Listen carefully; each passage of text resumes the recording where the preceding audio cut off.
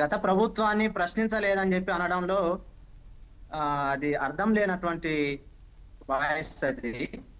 గత ప్రభుత్వం మీద విమర్శలు ఉన్నాయి కాబట్టి, గత ప్రభుత్వం విద్యార్థులకు చేయాల్సినటువంటి న్యాయం చేయలేదు కాబట్టి, విద్యార్థుల పక్షాన లేదు కాబట్టి, ప్రజలు విద్యార్థులు తెలంగాణ సమాజం అంతా విస్మరిస్తే కేసీఆర్ ఇవాళ అధికారంలో లేనటువంటి పరిస్థితి సందర్భాలని కాంగ్రెస్ మిత్రులు ఆలోచన చేయాల్సినటువంటి అవసరం ఉంది.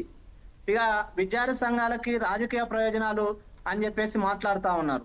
మాకు విద్యార్థుల ప్రయోజనాలు తప్ప రాజకీయ ప్రయోజనాలు అనేది కాదు, రాజకీయ విమర్శలు కాదు, విద్యార్థులకు న్యాయం చేయండి అని చెప్పేసి మేము మాట్లాడుతూ ఉన్నాం. ఇక ఇప్పుడు ఈ మిడ్ టైంలో విద్యా సంవత్సరం మధ్యస్థంగా వాళ్ళు సమ్మెలోకి వెళ్ళిపోతే, యాజమాన్యాలందరూ సమ్మెలోకి పోతే విద్యార్థులు తీవ్రంగా నష్టపోయేటటువంటి పరిస్థితులు ఇవాళ మనం చూస్తాం ఈ తెలంగాణలో. ఈ సమస్యను పరిష్కరించాల్సింది పోయి కేసీఆర్ మీద ఉన్నటువంటి కేసీఆర్ ని వాళ్ళు బదనం చేసుకుంటూనే ఇవాళ అధికారాన్ని నడిపిస్తా ఉన్నారు. కేసీఆర్ ఏ విధమైనటువంటి చర్యలు చేసిండనేది బదనం చేస్తూనే అధికారాన్ని నడిపిస్తా ఉన్నారు. ఇంకా మేము సర్దుకొని పోతున్నాం అని చెప్పేసి మాట్లాడుతా ఉన్నారు. నిజంగా ఈ 2 సంవత్సరాల కాలంలో ఇంకా మీరు సర్దుకునే పనిలోనే ఉంటే రేపు భవిష్యత్తులో 3 ఏళ్ల కాలంలో మళ్ళీ ఎన్నికలు రాబోతా ఉన్నాయి. 1 సంవత్సరంలో మొత్తంగా ఎన్నికలు జరుగుతాయి. 1 సంవత్సరం మొత్తం కూడా మీరు ఈ ప్రజలకు కానీ విద్యార్థులకు కానీ న్యాయం చేయాలనుకుంటే కేవలం 2 సంవత్సరాలు మాత్రమే మీకుంది.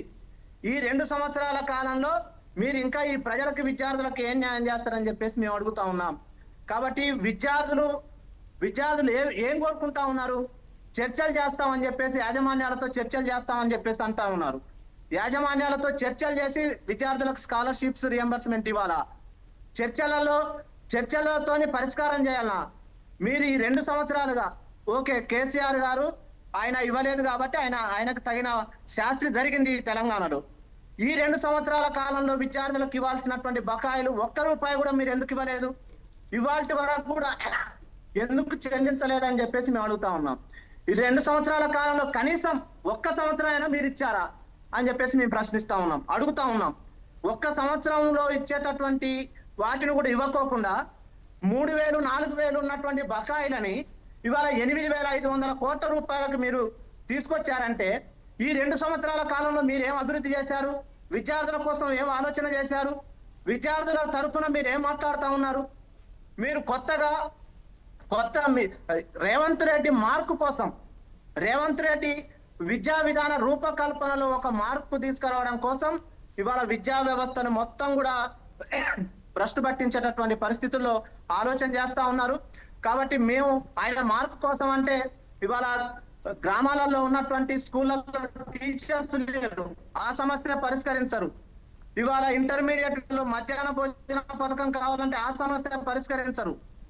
ఇవాళ అనేక డిగ్రీ కాలేజీలలో కానీ పీజీకి సంబంధించినటువంటి విద్యాలయాల్లో కానీ ఎక్కడ కూడా రెగ్యులర్ గా ఉన్నటువంటి ఫ్యాకల్టీ లేనటువంటి పరిస్థితులలో మనం చూస్తా ఉన్నాం.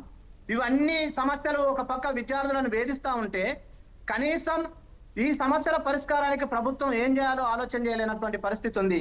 కాబట్టి కేసీఆర్ తరహాలోనే మళ్ళీ రేవంత్ రెడ్డి కూడా ఆలోచన చేస్తా అని చెప్పేసి అనుకుంటే మీరు కూడా గద్దె దిగిపోవడం అయితే ఖాయంగా ఈ తెలంగాణ జరుగుతుంది. కాబట్టి విద్యా సంస్థలకు సంబంధించినటువంటి యాజమాన్యాలు ఫీజులతోనే ఆధారపడి వాళ్ళు చదువులు చెప్పారు కనుక వాళ్ళు ఇవాళ రోడ్డుకి ఎక్కుతా ఉన్నారు. విద్యార్థులకి యాజమాన్యాలకి ప్రభుత్వానికి మధ్య ఉన్నటువంటి సమస్య కాబట్టి దీనిని సావధానంగానే పరిష్కరించాలి. మీరు చర్చల ద్వారానే సమస్య పరిష్కారం అవుతుందని చెప్పేసి వాళ్ళ కాంగ్రెస్ నాయకులు మనకు చెప్పారు. కానీ చర్చలు ఎప్పుడు చేయాలి?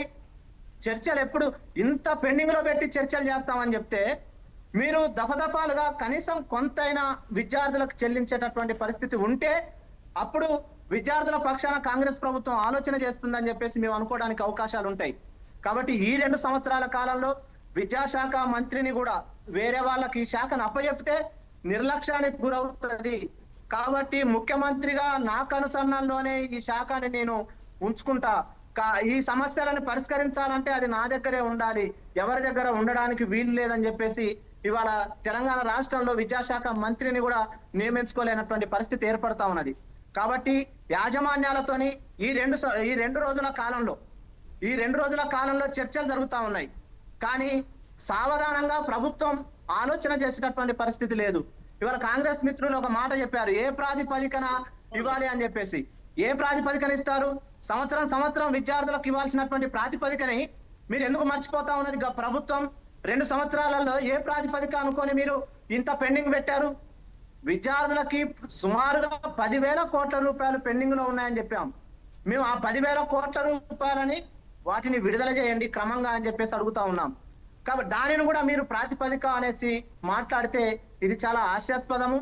విద్యార్థి సంఘాలు ధర్నాలు చేయొద్దని చెప్పేసి మాట్లాడినా, ఎందుకు రాజకీయాల కోసమే చేస్తున్నారని చెప్పేసి మాట్లాడినా, కాంగ్రెస్ ప్రభుత్వాన్ని తెలంగాణ సమాజం అంతా గమనిస్తా ఉన్నది. కాంగ్రెస్ ప్రభుత్వం ఎలాంటి వైఖరితో ఎలాంటి హామీలను ఇచ్చింది, ఎలాంటి హామీలతోని అధికారంలోకి వచ్చింది, ఆ హామీల పరిష్కారం వైపు ప్రభుత్వం ఆలోచన చేస్తుందా లేదా అని చెప్పేసి వాళ్ళ తెలంగాణ సమాజము విద్యార్థి లోకమంతా గమనిస్తా ఉన్నది. ఇది మీరు దృష్టిలో పెట్టుకోండి అని చెప్పేసి మేము తెలియజేస్తా ఉన్నాం. మళ్ళీ తెలంగాణ సమాజానికి ఆగ్రహం వచ్చేలాగా పరిపాలనా విధానాలు కొనసాగుతూ పోతే ఖచ్చితంగా మీరు కూడా గద్దె దిగిపోవాల్సి వస్తుందని చెప్పేసి మేము తెలియజేస్తా ఉన్నాం. కాబట్టి విద్యార్థుల ఆవేదనని, ఇటు యాజమాన్యాలకు సంబంధించినటువంటి ఆవేదనని, సమాజం కోరుకునేటటువంటి డిమాండ్ చేసేటటువంటి అంశాలని ప్రభుత్వం పరిశీలన చేయాలి. ముఖ్యమంత్రి రేవంత్ రెడ్డి గారు పరిశీలన చేయాలి. ఈ 2 రోజుల కాలంలో వారికి ఇచ్చినటువంటి, వారు ఎందుకు ఇవాళ పరీక్షలు, గతంలో డిగ్రీ కాలేజీలు పరీక్షలు నిర్వహించలేమని చెప్పారు, అయినా వాళ్ళని మళ్ళీ పిలిచి ఇదే చర్చలు అని చెప్పేసి మాట్లాడారు. ఎన్ని రోజుల నుండి చర్చల ప్రాసెస్ కొనసాగిస్తారు మీరు? ఈ చర్చలను కొనసాగించే అంటే మీరు అధికారంలో నుండి మళ్ళీ బయటకు పోయేంత వరకు కూడా చర్చలు కొనసాగిస్తారా అని చెప్పేసి మేము అడుగుతా ఉన్నాం. మీరు డిగ్రీ కాలేజీలు ధర్నాలకు పోతామని చెప్పేసి, మేము కనీసం పరీక్షలు నిర్వహించలేకపోతున్నాం అని చెప్పేసి మాట్లాడినా మీరు సందర్భానుసారంగా వాయిదాలు వేశారు తప్ప సమస్య పరిష్కరించలేదు. ఇవాళ ఇంజనీరింగ్ కాలేజీలు కానీ, ఫార్మసీ కాలేజీలు కానీ, నర్సింగ్ కాలేజీలు కానీ, అన్ని కళాశాలలన్నీ కూడా ముక్త కంఠంతో మేము రోడ్డున పడతా ఉన్నాం. మా మెడకు ఉరితాడు పడతా ఉన్నది. మా వ్యవస్థలో పనిచేస్తున్నటువంటి అధ్యాపకులందరూ కూడా కడుపు మండిపోతా ఉన్నది. వాళ్ళకి జీతాలు ఇవ్వలేనటువంటి పరిస్థితి ఉంది. మేము మరణించేటటువంటి స్థితిలో అంపశయ మీద ఉన్నాం. మీరందరూ ప్రభుత్వం మా గురించి ఆలోచన చేయండి అని చెప్పేసి చర్చలకు వచ్చారు. చర్చలకు వచ్చిన తర్వాత ఎన్ని రోజులు చర్చలు చేస్తారు? నిన్న ప్రారంభమైనటువంటి చర్చలు మళ్ళీ వాయిదా పడిపోయినాయి. మళ్ళీ వాయిదా పడిపోయి ఇవాళ మళ్ళీ మూడు గంటలకి ప్రారంభం చేస్తామని చెప్పేసి మాట్లాడుతా ఉన్నారు. ఈ చర్చలతోనే కాలయాపన తప్ప ఈ చర్చలతోని పరిష్కారాన్ని చూపించే మార్గం వైపు కాంగ్రెస్ ప్రభుత్వం ఆలోచన చేయడం లేదు. విద్యారంగ సమస్యల పరిష్కారం వైపు కాంగ్రెస్ ప్రభుత్వం ఆలోచన చేయట్లేదు. కాబట్టి మేము విద్యార్థుల గురించి ఆలోచన చేయండి. మీరు ఈ సమస్యలను మరింత జటిలం చేస్తే మీకు ఖచ్చితంగా ఈ ప్రభుత్వానికి సరి అయినటువంటి సమాధానం విద్యార్థి లోకం చెబుతుంది అని చెప్పేసి మేము హెచ్చరిస్తా ఉన్నాం. రైట్. సామ్యుల్ గారు, మరి మీరు చెప్పండి.